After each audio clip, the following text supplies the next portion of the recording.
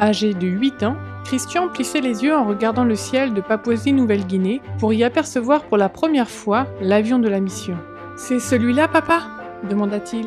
« Oui, mon fils, c'est l'avion que nous allons prendre pour nous rendre à la mission, notre nouveau lieu de vie, » répondit papa.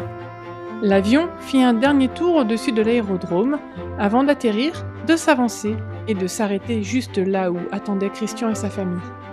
« Bonjour !» fit la voix amicale du pilote, tandis qu'il se dirigeait vers eux pour saluer chacun. « Il nous faut partir au plus vite. Un orage se prépare et il ne faut pas que nous soyons pris dedans. » Christian s'empara vivement de son sac à dos. « La porte se trouve de l'autre côté, » précisa le pilote. « Passez par devant et montez. » Christian fit le tour de l'avion, remarquant l'immense hélice au bout de son nez et les 3 petites roues au-dessous de son ventre. Puis ses 2 sœurs et lui grimpèrent à l'intérieur. Il avait déjà voyagé dans de grands avions, mais jamais dans un si petit.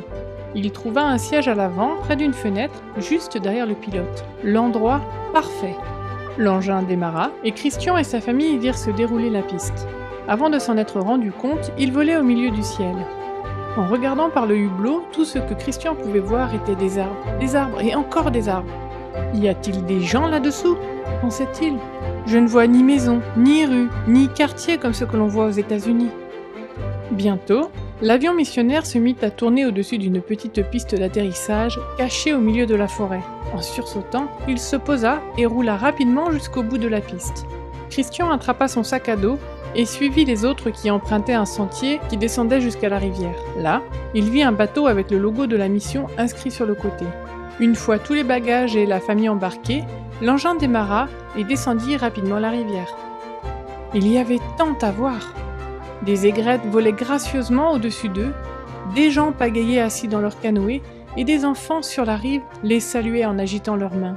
Les gens portaient des vêtements très différents de ceux que Christian avait l'habitude de voir chez lui.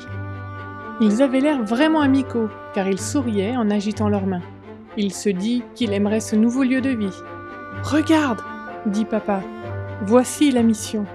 Ce sera notre nouvelle maison. » Le bateau prit un virage et le moteur ralentit. Sur la rive, des gens se tenaient prêts à les accueillir avec de larges et heureux sourires. Le bateau se rangea sur le côté. Quand le moteur s'arrêta, Christian les entendit chanter. « Nous sommes heureux aujourd'hui, nous sommes heureux aujourd'hui, nous sommes heureux de vous avoir avec nous. » Il ne pouvait s'arrêter de sourire. Dès que le chant s'arrêta, il fut le premier à descendre du bateau. Tandis qu'il longeait la longue file des personnes qui les attendaient, il serra la main de chacune et se réjouit de plus en plus en voyant le grand nombre d'enfants. Il sut qu'il allait aimer son nouveau foyer. Priez pour les missionnaires qui, comme Christian, quittent tout ce qu'ils connaissent et s'en vont loin de chez eux pour répondre à l'appel de Dieu. Merci pour vos offrandes du 13e sabbat qui aident à répandre l'Évangile en Papouasie-Nouvelle-Guinée et tout autour du monde.